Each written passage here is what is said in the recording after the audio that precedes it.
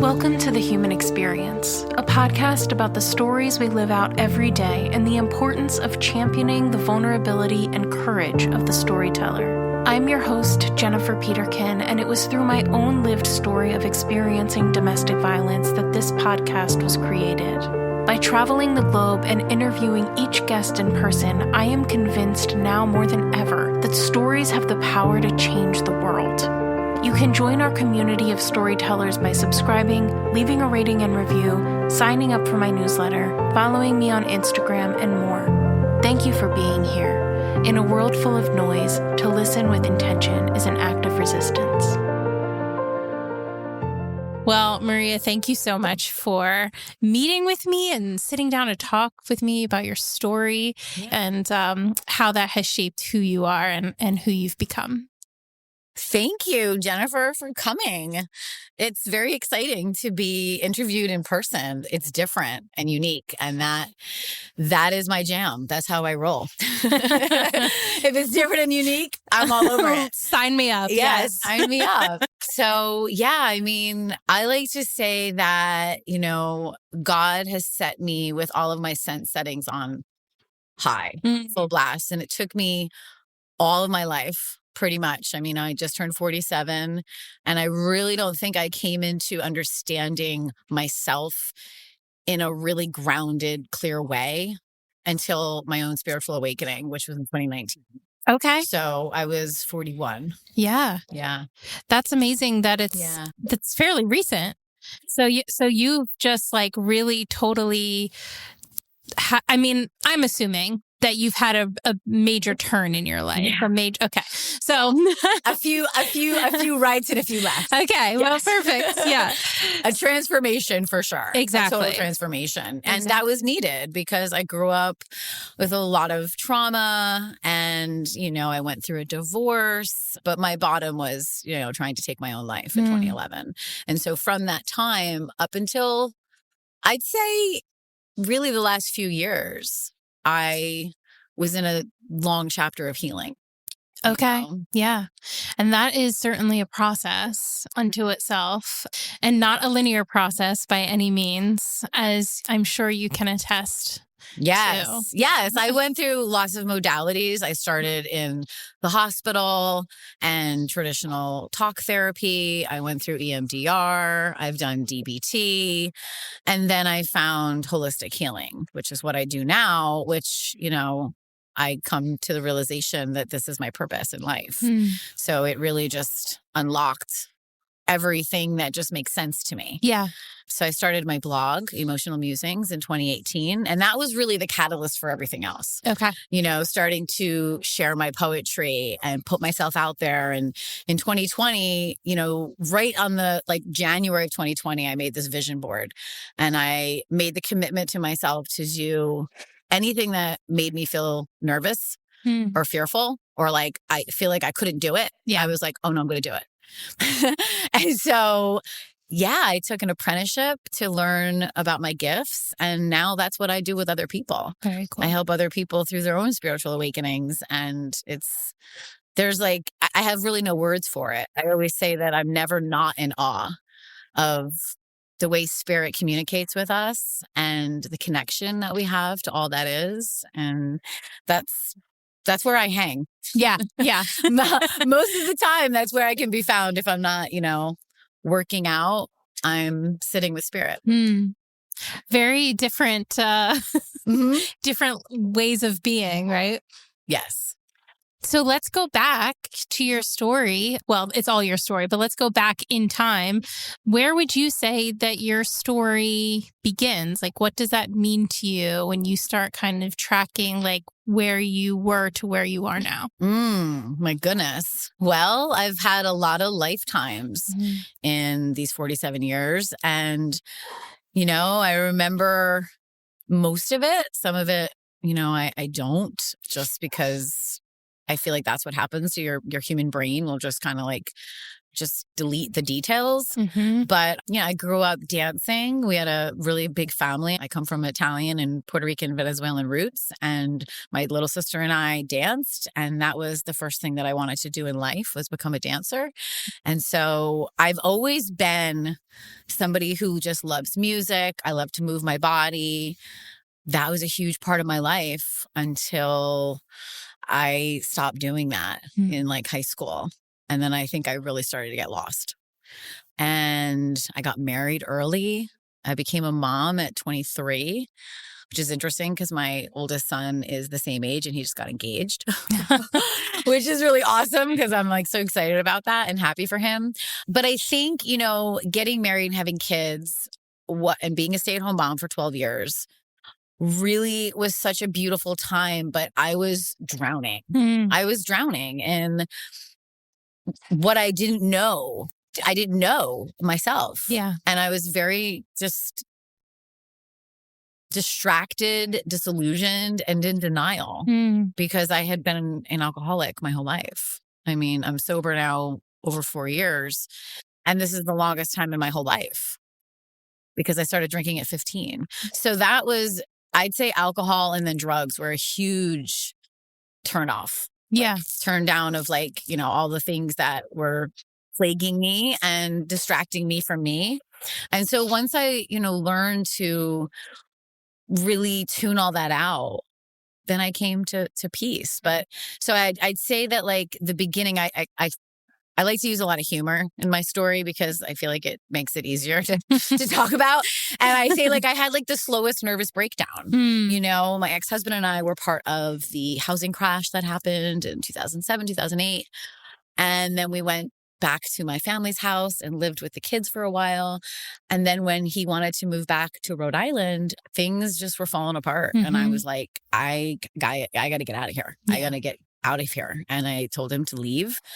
And I feel like that was me like trying to protect my kids from seeing me lose my mind. And I did. I like slowly, but then quickly unraveled and tried to take my own life. I was in a really abusive relationship, not my marriage, because that was not abusive, somebody after my marriage. And that was when I tried to take my own life. And that was me trying to take control of the situation. Yeah. I really knew that this person was going to kill me. And I was like, no, I'm going to take me out. And then that was my bottom at that time, which is a pretty huge wake-up call to come back from. So, and then it's just been, it's just kind of been one foot in front of the other. And I feel like everything is so divinely orchestrated because once I did meet a shaman, you know, because I certainly wasn't looking for her, and she came into my life, it was like, oh, this is where I'm meant to be. This is like now taking me to exactly where I need to be. And I feel like that's just what happens in life. Like things happen all for a reason and we just go with them and we learn along the way. And that's just how I live my life. I'm very free-spirited. I will try things and I'm not afraid to do things. I don't let my mind run the show anymore. I say like I operate by feeling, and that's how I do it. Your gut, your intuition. Yeah. And that is something that I feel most of my life through human conditioning, through experiences was turned down. And I lost a lot of trust with myself. I didn't believe in myself. And that also led to feeling powerless, not feeling worthy, feeling undeserving. Like, it was, there were big things that I faced and had to like turn around. And now it's so beautiful because I get to help a lot of women do this. Yes. Yeah. You know, I mean, I do work with male clients. I even work with like young adults, but mostly it's other women, you know, who have been through similar things, sexual abuse, drug addiction, mental health problems. And most everybody who comes to me is also gifted because I believe we're all gifted. It's just a muscle that you just learn to build. And the more you give to it, the more you receive. It's just like anything else. Sure. It's an exchange of energy. Sure. Just like Mishka wants to do this exchange of his toy right now. He wants to be on the podcast too. He does. And him and his Kong will certainly be in the final cut. So you said you stopped dancing around 15. Was there a reason that you stopped? Well, I think it was so intense. It was really, I grew up right outside of Manhattan, and it was an intensity that was really a lot to live up to. I mean, show business is a rough road. And I was arguing a lot with my parents, and my mom would love to threaten and take things away, and she took it away, and I was just like, that's it. And I kind of cut off my nose to spite my face. Yeah. For sure. But, over the years, I've never stopped dancing, I've never. I mean, I went to teaching dance when I was a young mom, and I mean, I move a lot. Now the things that I do with my light language, I will move. I mean, energy healing I am the instrument. So it's my whole body is involved in it. My voice, my body, I love to dance at parties. I take Zumba. About it. Yeah, I'm all about it. Yeah. I love it. Yes. I have dance parties in my house. My kids, when they were little, we had dance parties. So I'd say the two things that I feel I'm most connected to as my soul expressions are dancing and writing. For sure, because they're things that just are so natural. And when I work with people, I will invite them to get in touch with your soul. And that is how you do it, through something that is passionate to you, that is just easy. It just speaks to you, and you want to keep doing it. Yeah. And a lot of times I feel we don't give ourselves that gift. Yeah. We're like, I got to do this. I got to do that. I have a lot of sayings that I use, and it's don't should all over yourself. Don't should yourself away from yourself, really. Yeah. That's how you lose yourself. Yeah. And I know it well. So I'm Nick, come on. From experience. Come back. Yeah. Come back. For sure. Yeah. I think it is important. I think it speaks to what we were already talking about with intuition, is that there's this what life or what you are supposed to look like, and what this picture of success or of normalcy or whatever is supposed to be. And first of all, it looks different for everybody because we're not all the same. But second of all, it's just such an oppressive thing to live inside that box when it's not what you want. For some people, it's what they want, and that's okay. If you want the things that are considered quote unquote normal by societal standards, go for it. That's all you. If you don't want that, that's also okay. Yeah. And that's where we are now. Yeah. I feel that's where we are now, Jennifer. We are in this great awakening where people are pushing the status quo and outside the box. And I always say I color outside the lines. I'm a rainbow unicorn. That's why my hair is the way it is. I'm just different. I've always known I'm different. Yeah. And I felt different. And, being called weird and all of those things, that didn't serve me at all. Yeah. And I'm not a 9-to-5 person. I never have been. I'm not meant to do that. Yeah. My brain doesn't work that way. So it was what can I do? And I did. I worked with people a lot. I've always been with people. Yeah. I've been a caregiver, and then I worked in the retail field, and I've just always been with people. I worked in a grocery store. I've done a lot of interesting types of tasks, but it's always been how I can serve others. And that is who I am. I have a servant's heart, and that's what I'm here to do. I say I'm here to help heal humanity one heart at a time, through my poetry and through shamanic healing, because I believe so greatly in it, that it's so important for people to get in touch with the Mother Earth that we live on and your connection to her. And that's how we do that. So I just walk alongside people and guide them on these journeys, which are life-changing. And I'm a testament to it. So sure. Yeah. You teach what you know, right? Yes. What you've experienced. Yeah. So you said you started drinking around age 15 as well. So was that happening at the same time where you were kind of falling out of love with dancing or the idea of? I think it was all like a perfect storm. Mm-hmm. Absolutely. And alcohol was my solution. And I was a blackout drunk. I was like, there was no like, oh, I'm going to have one drink. I never have had a drinking career. That was one drink.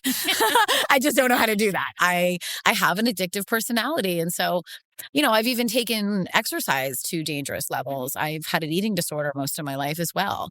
So that was something that was all consuming to me and definitely got out of control.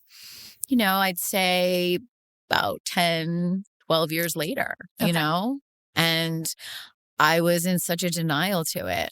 And like when I was in the hospital for my suicide attempt, the nurses were like, why don't you go and sit in an AA meeting? And I remember like being in there and being scared to death. Like, oh my God, this is too much. Similar to the feeling of I've had a lot of great therapists in my life. And one therapist after this time, once I had come down here to Florida, had said to me, I want you to look up what an empath is.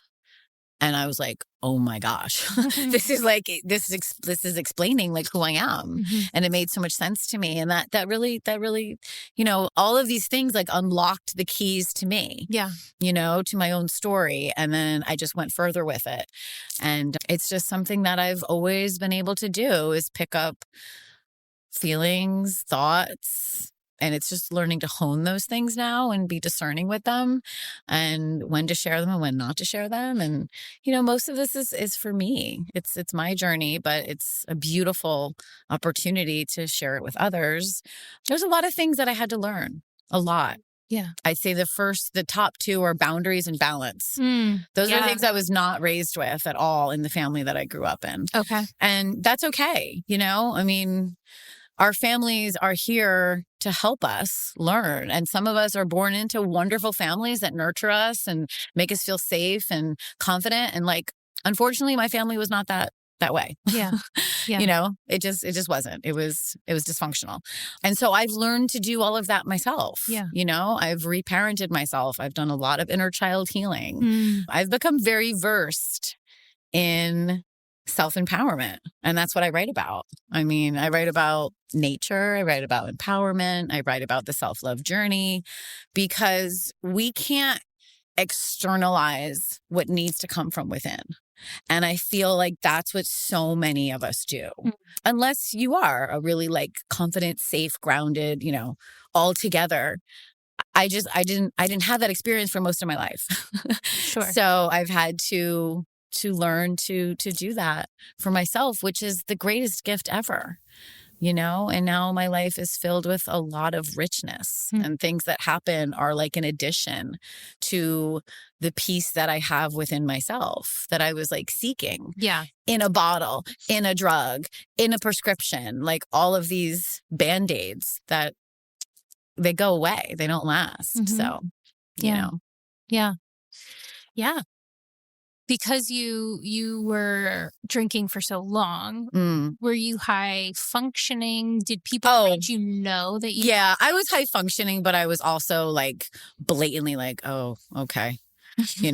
And there's like certain things now, I have a lot of conversations with my older son. And I remember when he started to become an adult and we would talk about things and he would be like, oh yeah, Mom, remember like where that liquor store was? And I was like, wow, he's like referencing a memory based on a liquor store location. That's something. Sure. Because I would take my kids into the liquor store with me and, my family definitely knew. But, it was anything that anybody's going to change, they have to come to it on their own. Absolutely. Nobody can force you to do anything. I mean, we know this from, my sister works in the recovery field, my partner does.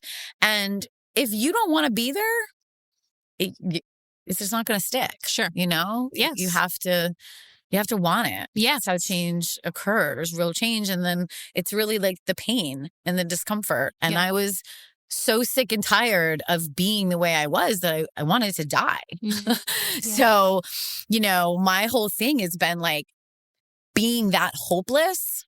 I have made many promises to myself, but one of the number one promises is like, there's always hope.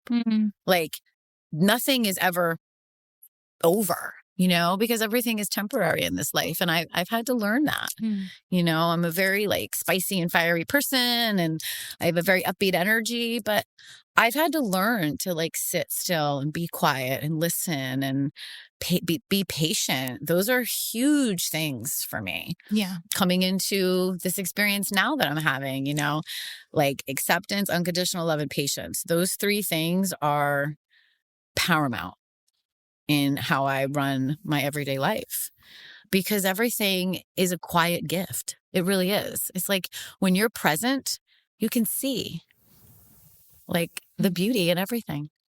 And that doesn't come from, me like being on a drug. It's just like, wow, I'm a witness and I'm here and I can feel that. And that's beautiful. And that's something that I blocked when really it's my greatest gift. Yeah. So it's like interesting how that happens. Yeah. I was so afraid of all of these abilities, being able to sense spirit the way I do. I was running from it. A lot of the conversations I have are about like, talk about spirit and your spiritual awakening. And I was like, bro, I like ran from this shit. I was like, not about it. I was like, no, I know I'm weird. I'm good. But, now it's just like, I embrace it all and I'm out there and I'm not, that's another level that I think I'm coming into in these last few years is like putting all of my gifts out there, and really sharing them and not holding them back. I started speaking light language 2 years ago, and that's something that is so beautiful and comes into all my healing sessions. And I've started recording them and putting them into rituals and putting them out online. And like, not everybody does that. Sure. And so, there's, I'm here to like break stigmas and break walls and to be a leader in this revolution of love. That's what I feel this time is. It's a great awakening and it's the revolution of love, because love is what is going to heal everyone. And we are not only in this country, but in the world. That's why there's so much chaos, because things are going to break before they come together, and they're going to come together in love. And I am one of the people that have been writing about this for years, a solid 6-7 years now. So people are catching on. It's going to happen. It is happening. There's so many beautiful groups of people, I feel like you attract what you put out.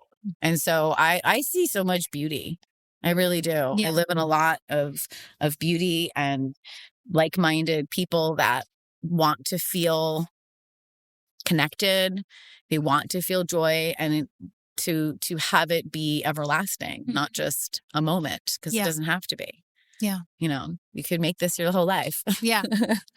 Did you grow up with faith or religion? Yes. Okay. Yes. My parents are both very Catholic. My sister and I were in Catholic school for a little while, but we did like Bible camps, and I've always been around a church. And so I know that my ancestors in spirit, I come from a long line of candle lighters, people who are prayer sayers. And so that has always been very near and dear to my heart, very important and special to me. And that is what has gotten me through, is my belief in God and a higher purpose and, whatever you want to say, source, energy, something that is greater than myself that I am connected to. And that is what has 100% saved me. If I didn't have my faith, I don't believe I would be here. Yeah. Was there any part of that, though, at that point in time, like when you were a teenager, where that maybe kept you from pursuing? Yeah. Okay. For sure. So I was like I think it's my brother as well. Because there's 6 of us all together. I was not allowed, I was not forced to make my confirmation. Okay. And I did go to, we call it CCD, and I, did make my communion, and I did do those things. But then, my parents allowed me to stop going all the time to church. And I got very interested in other religions, and specifically Buddhism and Hinduism. And, I've been a yogi for 25 years. So that speaks a lot to me, but it's all of it. You know, I've really just been allowed to be curious, and I would not consider myself a Catholic today. I'm raised Catholic, but I am a child of God. I am a child of the light, and that's it.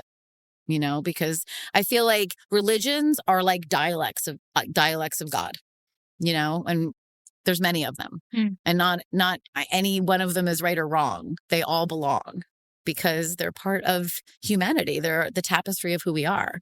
So I find beauty in all of it. You know, I did my own ancestry when I was coming into shamanism, and I found I have Sephoриc Jewish roots. And I was like, that makes so much sense to me because there's a lot of Jewish culture and heritage that I feel very connected to.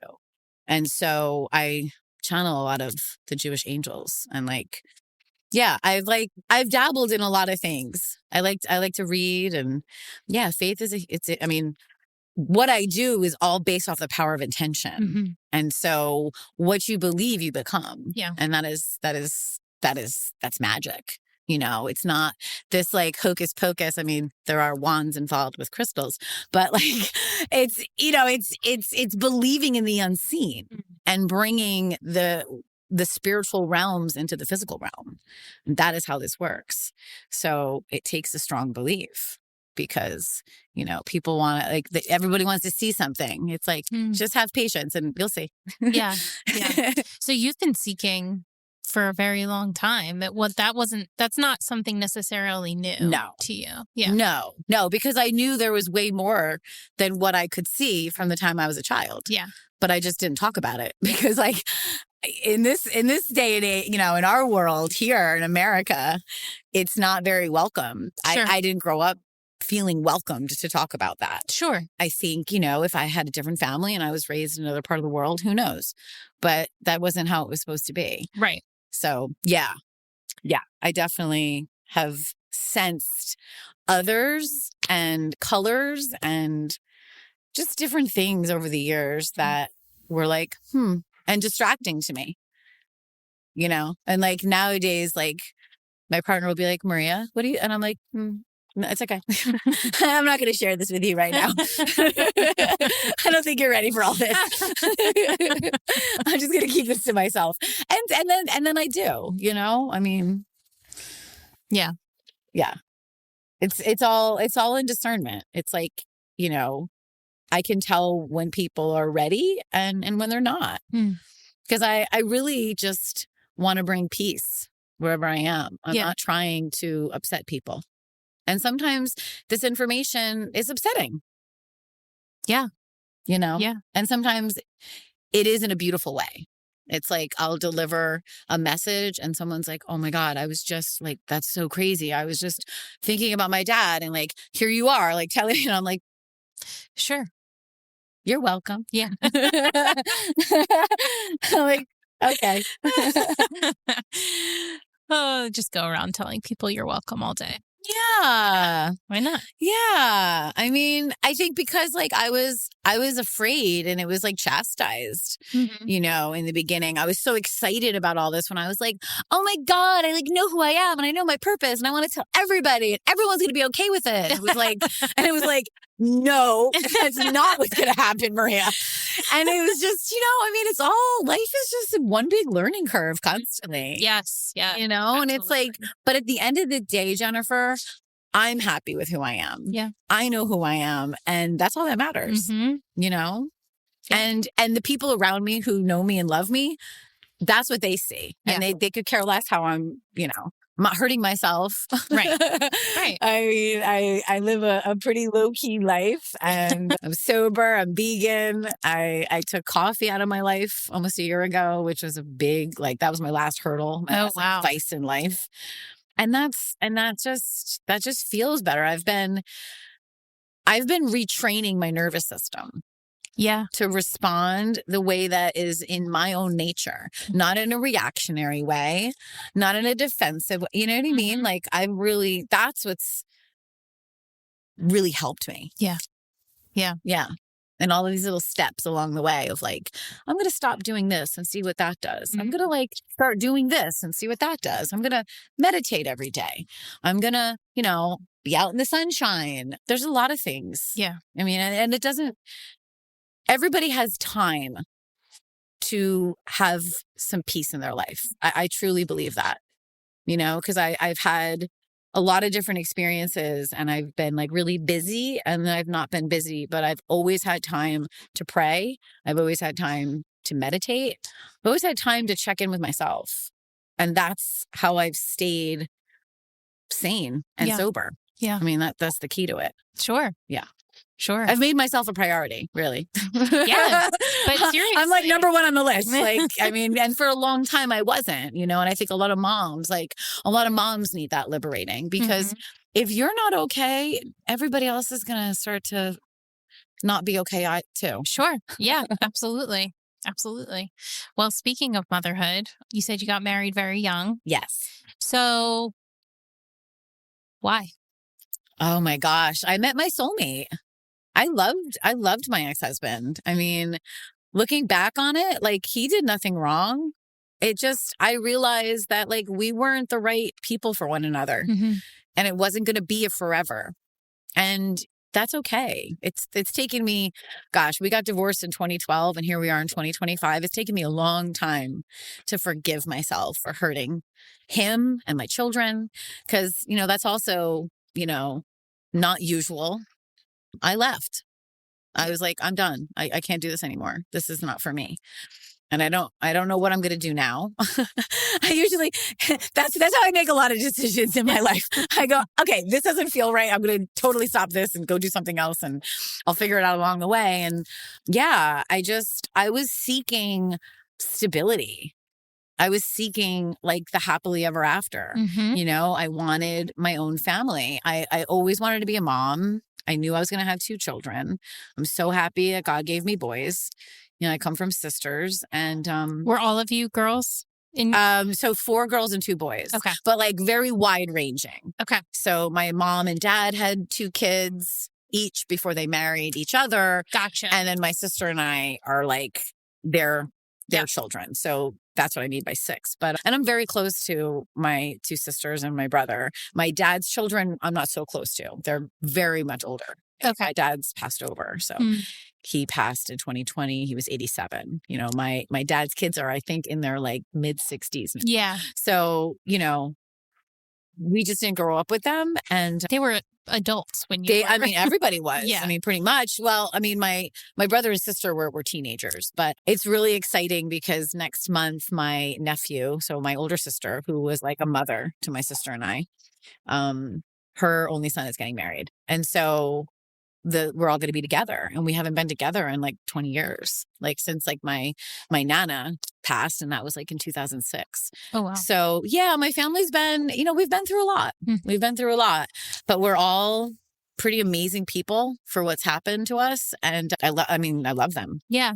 They're the best. Are you guys all spread out or are they mostly still in the So Northeast? my younger sister lives here in Florida and we're just shy of 2 years apart. My older sister lives out west in Utah and she is 12 years older than me. And then my brother is 10 years older than me and he lives in Oregon. Oh, wow. So we've been spread out for quite some time. My sister and her husband have lived out west since the 90s. So. Okay. Yeah, we all just, it was interesting. And I've read this about what happens in dysfunction. We bound together. We were so like enmeshed and we like used each other to survive. And then I think we all like wanted to have our own life. Yeah. And we really tried to figure it out. But, I give my older sister a lot of credit because she has helped me a great deal, especially after my dad passed and I was coming out of a toxic relationship and I lived with her and she is like a mother figure to me. So I adore her. Good. Yeah. That's so wonderful. It's very helpful. Yeah. Yeah. Well, I think it just also speaks to the fact that like, even though there may be dysfunction or hurt, it doesn't mean that there aren't other relationships or other things that are beautiful within that or that will stay after that. And so you don't have to throw everything out. Yeah, you don't. And I have chosen, as has my, my siblings, all of them over, and I don't like to speak about their experiences because that's their experience. Mm-hmm. But we all have gone through moments of like pulling away from our mother. And, I mean, that's how, for me, I best stay safe, sane, happy. I can't have that person in my life. Mm-hmm. I don't trust her.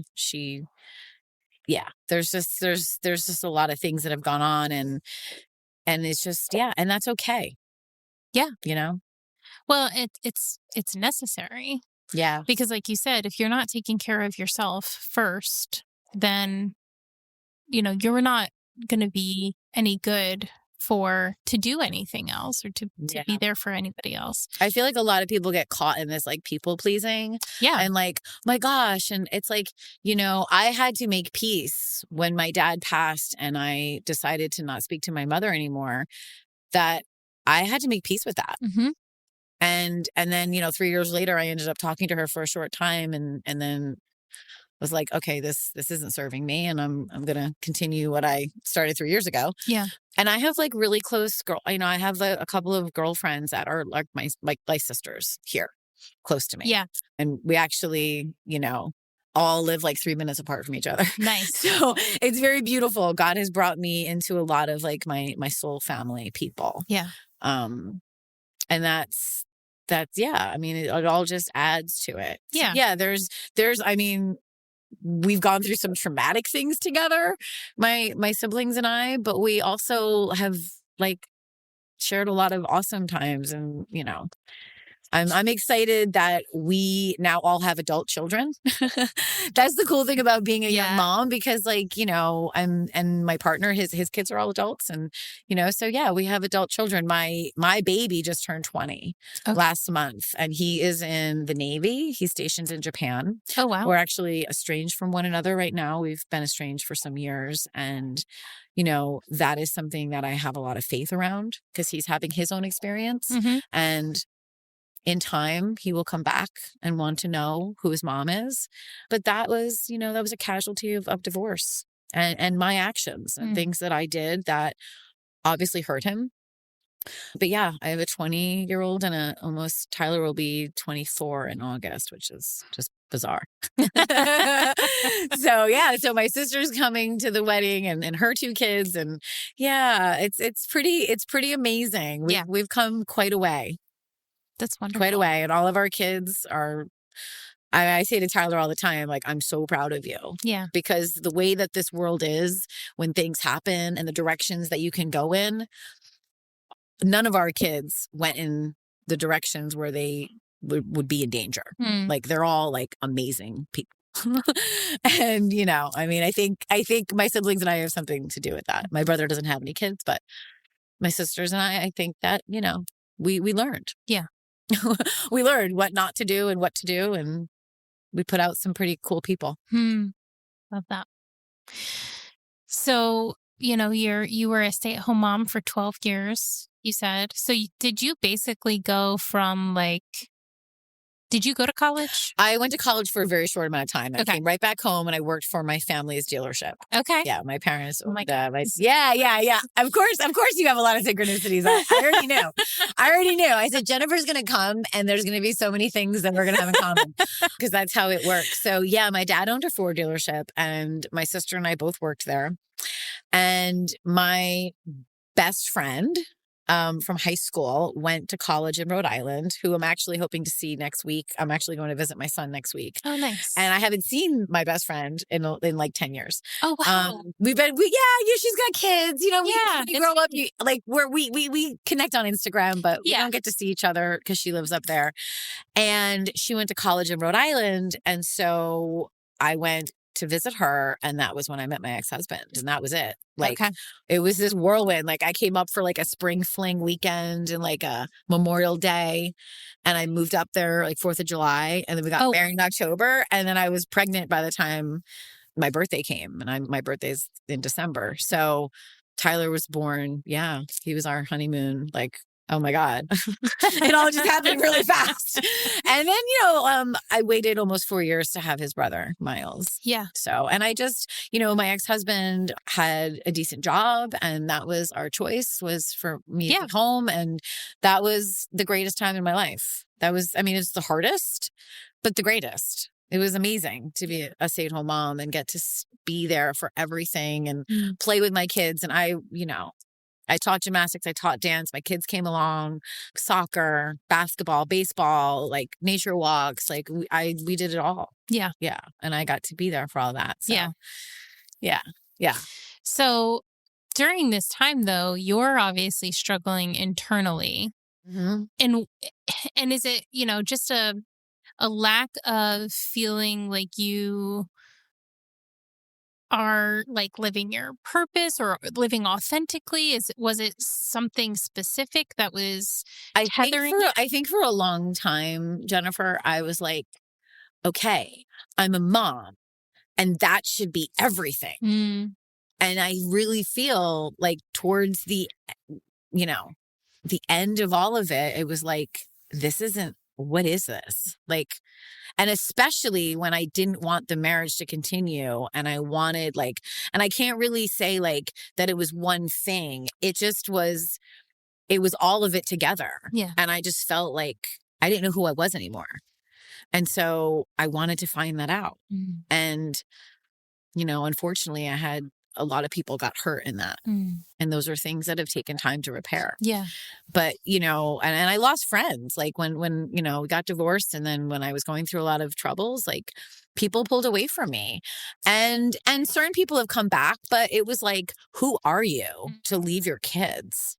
It was quite a lot. And it's like, if I didn't choose me, I wouldn't be here anymore. And how would that be helpful to my children? And that was also what got me sober. What helped me get through it all was like, okay, my kids deserve a mom and I don't want to hurt them. And I was away from them for a long time, like my ex. And I'm really glad that he made this decision. But at the time, it was really hard when I was in and out of the hospital, because I spent a year going in and out of the hospital and he wouldn't take them to come see me. I really didn't see them much. When I did see them, it was really hard for me because I was really trying to function again. And I feel like I remember journaling about this. I live on the weekends and then I'd fall back into just disarray during the week, and I did. I had to come down here and leave, where I was living up north and move to Florida and push the reset button in life and just start all over again. Yeah. And that was what I did. Yeah. And so I've made a lot of hard but necessary choices in order to continue to find myself.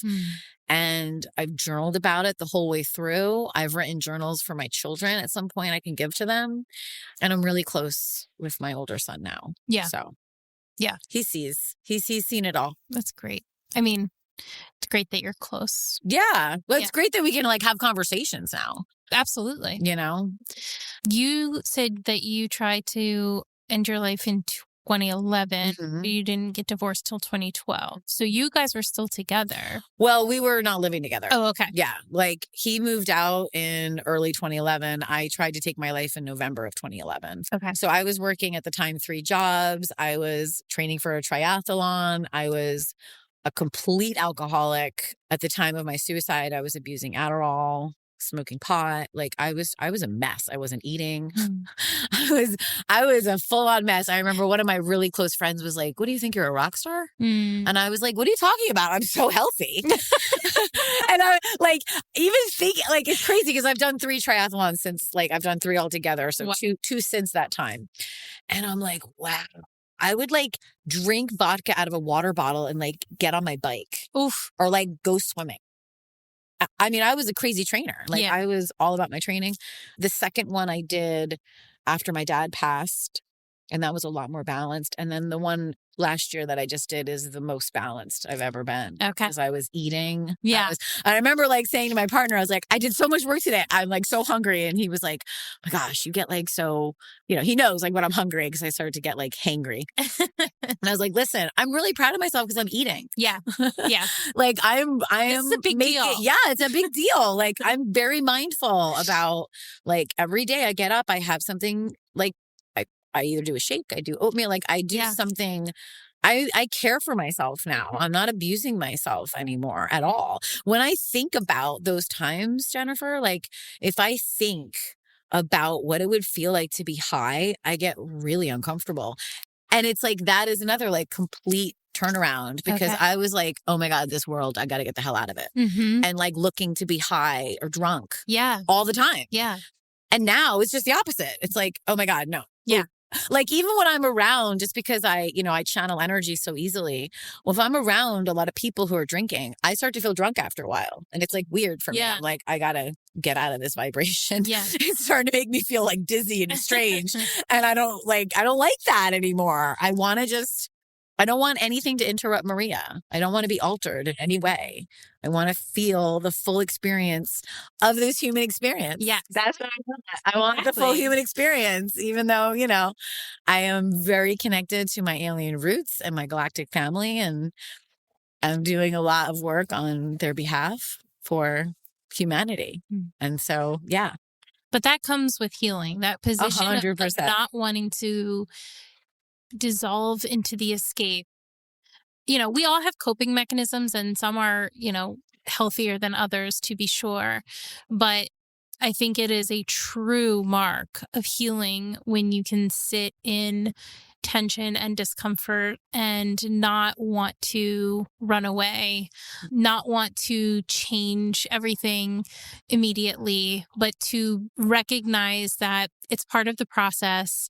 There is always work ahead, but that doing that work. Yeah, we're always healing. Yeah. Like I've healed from a lot, but I will always be healing in some way, shape, or form. And I just want to invite other people. Feeling is healing. And that is your key. That is your roadmap. Yeah. How are you feeling? And what do you need to work on? Yeah.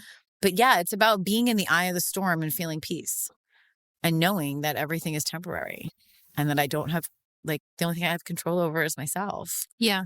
And sometimes that means saying no to things for me, because I would be like, okay, I want to do this. I want to distract myself with this. I want to go do that. I want to do. Sure. And now I don't do that. Yeah. Yeah. I mean, that's a hard place to get to. And I think sometimes, again, healing isn't linear. And so we can heal and then we can have things or seasons where, we're not necessarily operating in a healthy function, but that's okay. Like that's part of that life. As experience. I look at that as everything is an experience. Yeah. And it's how you choose, because it's all about perception. So how do you choose to perceive it and build upon it? Because everything is a choice. Every single thing is a choice. You wanted to have water. I wanted to have tea. We took Mishka out. He's sitting here with us. He could be in the bedroom. Yeah. I mean, there are a gazillion choices that lead to more choices and then, consequences and beautiful gifts or things that are completely just happen because life is always going to be lifing. Yeah. So I always say life will show up. You can hide under a rock. I can hide here in my house, but life's going to show up. Yeah. And what am I going to do? That's when the rubber meets the road. Yeah. All of the practices and the things that I've learned to do to keep myself healthy and peaceful. Those are the things that I reach out for when things get tough and when life does show up. Yeah. And, I have all that. Recently I was telling you before we started recording that we said goodbye to our mama dog a week ago. And, my partner said something so beautiful to me because he's like, Maria, out of all of us, you're the one who has the most connection to her now because you can talk to her. And I was like, and then I told him, I said, she's at the gates. I can see her. She's sitting at the gates. there she is. And it's beautiful. And she's watching us. Yeah. And she's doing her work from behind the scenes. And that's what happens. Like when my dad passed over, it was no coincidence that it was 2 months after I became anointed and started doing this work, because the morning he passed, I worked with a brand new client and I said, listen, can you just give me an hour? My dad just passed. And he was like, oh my God, you want it? And I said, no, my dad really wants to be a part of this session. And he's my number one guide. My dad shows me things and shows up all the time. He plays songs for me, gives me information. Like, I mean, that's what we're doing. We're here honoring our ancestors. Their legacy is now ours to carry forward and to do better. And that's what spirit is doing. They're helping us. Yeah. It's all this. It's not just the people here in the physical. Yeah. So when you open to that, I mean, there's so much. There's so much richness to it. Yeah. Can you talk about, because you don't seem to carry a lot of shame or guilt. Those are things I've worked on. I'm sure you have. I mean, I could pretty much guarantee it. I lived in a hell of a lot of shame, and it's really heavy. Yeah. It's a heaviness. And so I look at all of this as what I believe, like what shamans believe, is that everything is a dysfunction of soul. And so in ancient times, you would be asked, when was the last time you sang and when was the last time you danced? And if you are not doing those things, there's a heaviness to you. So when I was in the depths of my despair, I certainly wasn't singing and dancing. I was crying, and that's okay too. Cry it out. I cry a little every day. I let the valves, the reserve, I let it all flow through.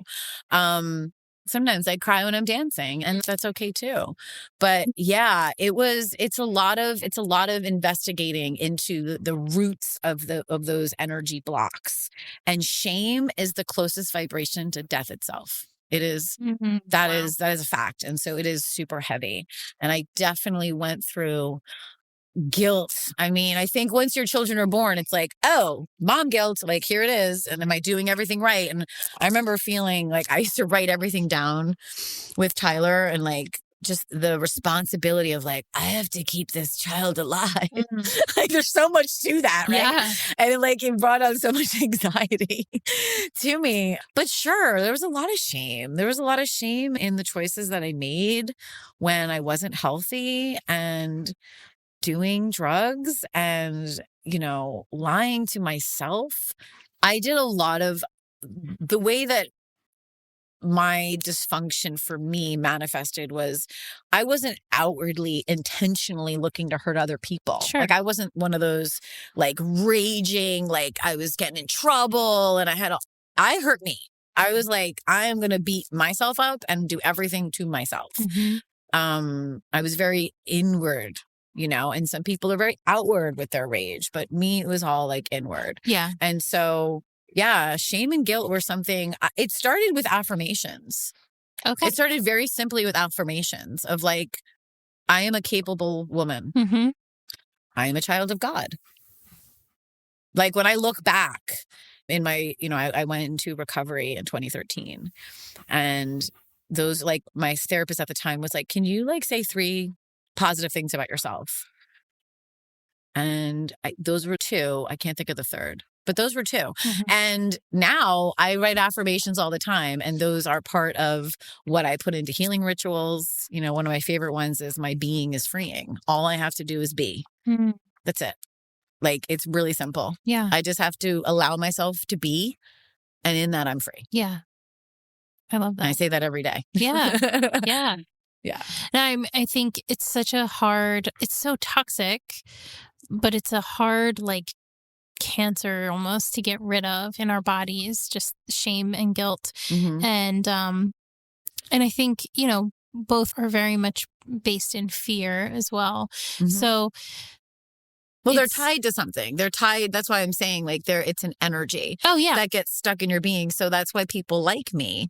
You know, you're a healer. I'm a healer. We all have the ability to heal. Sometimes we need somebody outside of ourselves to come in and go, okay, it's there. And that's what I do. I'm able to tune into your system and see where that's living in your body and remove that energy. And that is the root of it. And after that, all of the other work is up to you.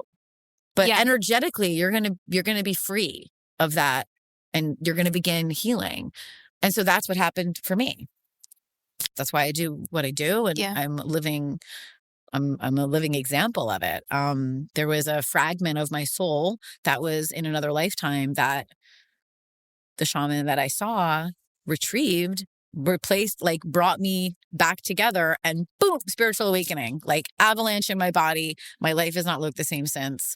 And it was like it was just like, I didn't look back. I just kept like, okay, this is how I'm going to go about this from now on. And that's what I do. Yeah. You know, I investigate my own system all the time. And I know when things are sitting someplace, they have to be released and removed. And then I move on.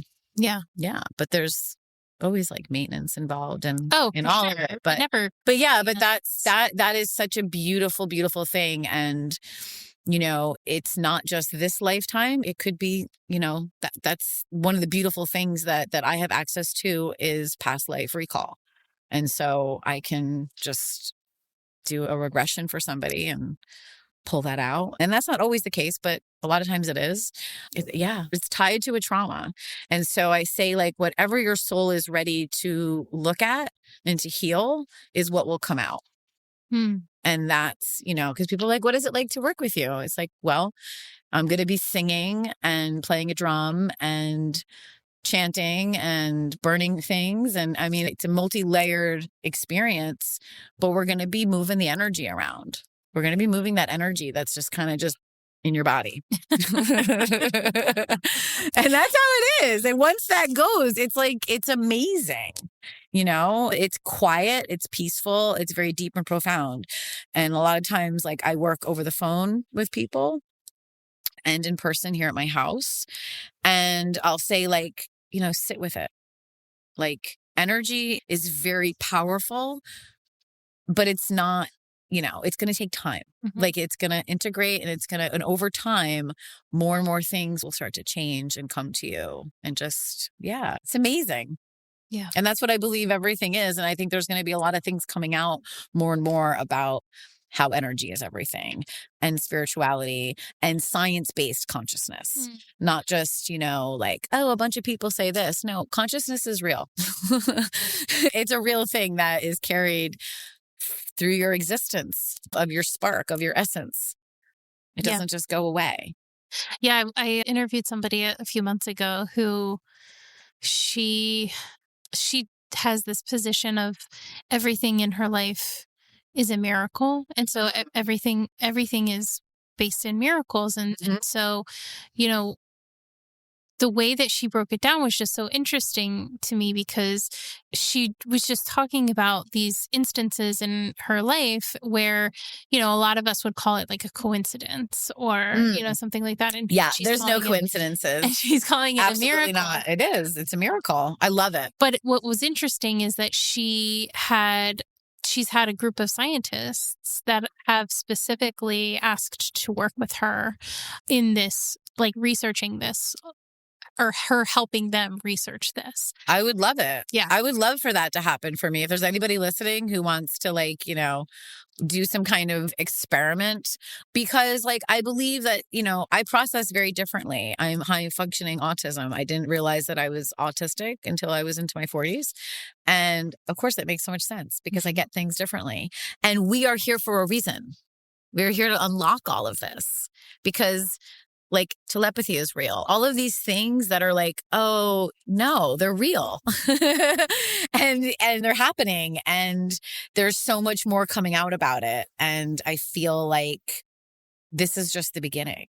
In the next couple of years, it's going to be like the floodgates are just going to be broken. I mean, that's what 2025 is. It's the year of transition. Okay. And we're moving into what we call the new earth. And it's not any place we're going. It's here, but the energy is changing so drastically. That's really interesting. There's a lot of people talking about this, but I can attest to definitely like seeing this show up in, in many different spiritual systems, like, I mean, there's so many more people gravitating towards astrology. There's, like I sit here with crystals, like all of these things we want the truth. Mm-hmm. We're not just going to be spoon fed everything. It's Mm-hmm. not like we're taking back our sovereignty. Mm. It's not about systems. That's why systems are breaking. Yeah. It's power to the people. And that doesn't necessarily mean like war and people, it doesn't have to be violent. It's right. It's about like, what do you believe and what is your truth and and let me tell you, we're all very powerful, very powerful. That's why there's been a lot of stigmas against people like me. Why witches were burned at the stake because, we were saying something and doing something that the powers that be did not like because it was going to be, oh my gosh, like we had to be controlled. That's all breaking. That's all leaving. How has it been for like your family who, got to watch this transition, especially having seen your rock bottom, your family and friends, and the ones that have stuck around or have come back maybe? How has that been for them? I mean, I guess like we'd have to really ask them. Sure. I'd say that I'd say that they really, they're happy that I figured it out. Yeah. They have, they knew who I am. Like I'm somebody that listens to people. I'm a middle child and I've always been like a peacemaker, Mm-hmm. and I can understand both sides of the coin and just, I'm really strong. Yeah. And I think that was something that I had to come to understand. Mm-hmm. And so, my family knows our sister's really strong. I've been through a lot. I've like not only survived it, but now I'm beginning to thrive. And so, yeah. Yeah. I mean, that's what you want for people you love. Sure. Yeah, absolutely. Yeah.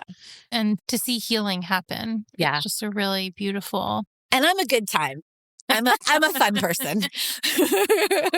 Yes. I'm a fun person. And, and it's all of it.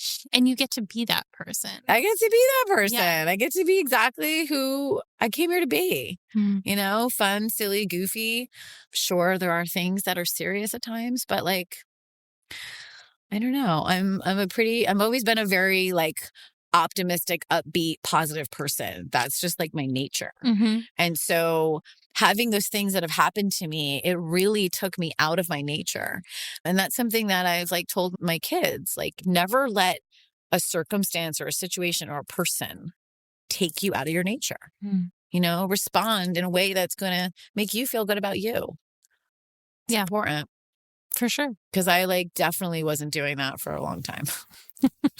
I was definitely not doing that, and reacting to life instead of responding to it. Yeah. That's a huge one. I wrote about it years ago. It's actually the article is on like another online magazine. It's called like, learning to develop the pause button, learning to pause before I respond. Because sometimes I don't do anything. Yeah. And you don't have to. And that's what feels best for me. Exactly. If that's what serves me, then that's what I do. Because I never want to betray myself. And that's where a lot of shame and guilt comes in. Yeah. If I'm betraying what I truly feel, that is the worst. That is like the worst. That's why I always say to people that I'm mentoring or counseling, it's like, how do you feel about that? Because I'm not going to like, you're telling me, but I'm going to hold space for you and allow you to figure it out because it's your life, Yeah. I can give you like my input, but you're like, how does that feel for you? What are the choices? You have to decide. Yeah. I'm not here to like dictate anybody's life, their journey, their experience. That's, a lot of, and that again comes back to discernment, because a lot of psychic people will like tell you things and it's like, oh my gosh, that's so disruptive to their journey. Don't say that. Like, because, things can change and free will is free will. Yeah. So yeah, it takes, the mark of a true healer is to really be discerning about the information that we share. And it's all to be for the highest and best. And if it's not, then I have no business sharing it. Yeah. Very cool. Well, I have a question that I ask everybody at the end of each episode. And then I know you have something to share as well. Yes. So that question is, through the lens of your experience, what does compassion mean to you? Compassion means sharing my heart. Yeah. I always say everything starts from within. So if I can be graceful with myself, I can be graceful with you. If I can be compassionate and kind to myself, I can be compassionate towards somebody else. And that means me sharing my heart. But I have to be in a good space to do that. Sure. Because if my heart has boo-boos and ouchies, I don't want to share those. That wouldn't be very compassionate. So yeah, compassion is, I think, along the lines of everything I've kind of shared, like having a servant's heart, serving others. Yeah. Being a friend, opening a door, smiling at somebody. Like I started the weirdest conversation with somebody the other day just because I smiled at them. And I was like, I got in my car and I went, does nobody smile at people anymore? Like, is it not okay to do that? Like, I didn't want anything. I was just like, hey, I'm just smiling at you. Yeah, right? It was really interesting. You're from the Northeast, I do. Well, I do. I think it's, it's interesting because you go to different places in this country and yeah, it is very different. You know, up there, there's a lot of people and we're moving fast. And it's not that we don't want to be kind. It's just that like, we're trying to get somewhere. And there's like a million people out there. Yeah. Whereas here, it's just a slower pace. People smile. I like wave at people. Like that happens on, like I run. Yeah. So like I wave at, everybody waves at me. We're all waving at each other. It's just how it happens, which is why I love being in this part of the world. Yeah. Yeah. It's a lot slower and a little more kind. Well, they say up in the Northeast, people are kind, but they're not nice. That's true. Yeah. That I have to say, that's true. Because you can talk to anybody in a grocery store. They'll talk to you. Yeah. People can be they'll kind. help you. And we want to be helpful, because I still consider myself a Jersey girl for sure. Yeah. But people aren't always nice. Yeah. That's true. There's a difference between kind and nice. Yeah, exactly. And I think it's more important to be kind. I agree. I mean, it's good to be nice. Yeah, sure. As long as you're also As long as you're kind, yeah. There's just no reason to be mean. correct. There's just no reason to be mean. It's like if you're mean, you're angry about something, and then you're taking it out on other people. And like, that's not nice. Yeah, no, or kind. Well, I have this poem I want to share with you. It's called A Hint of Spirit, and I wrote it in the beginning of this year. A bird's sweet song, the words that are heard after someone special is long gone. Feelings that invite me inwards, mysteries infused with life force as they linger. Instincts engaged by the touch of a finger. Pictures formed in the clouds. Messages from a soul completing its angelic rounds. Stay with me in the clues nature provides. Feelings that invite me to go inside. My heart expands when I take a deep breath. The rays of the sun upon my face. Sparkling energy is growing in grace. Pure essence of love shines from my smile. Come sit beside me and stay a while. Feelings are the truth that is left behind. Remembering all the lessons faith is teaching. It's not about ego reaching or postulated preaching. It comes down to feeling. What I feel directs me what to heal. Hints of spirit are alive within. Wow. Feelings are truth that's been left behind. That I love that. Thank you. I feel like, every poem that I'm guided to read in an interview always ties it all together. Yeah. Because all of this they're all just delivered to me. I'm just the messenger. That's what I've come to understand for some time now is I didn't realize what channeling was. And now it's just, it comes in a lot of forms, but I am a channel for spirit and I'm here to deliver these messages and to touch people in these ways. And, that poem specifically I wrote after I was meditating outside and I just write them. They just come. It's just like, boop, here it is. Yep. And so, yeah, it was meant for this conversation. Yeah. Yeah. Well, thank you so much for sharing that. Thank you for sharing your story and your heart and where you are and how you got there. It's a huge exercise in vulnerability and showing up in authenticity. And I very much appreciate it. Thank you so much. I really love that you touched on vulnerability because vulnerability is a strength and it's something that needs a lot more air in this world. Yes. You need to let that breathe and be your vulnerable self and share how you feel. And it's okay. Yeah. Yeah. It's all okay. So I like to close every conversation. I say, enlighten in shadow, always with love. Namaste. Thank you for listening to The Human Experience.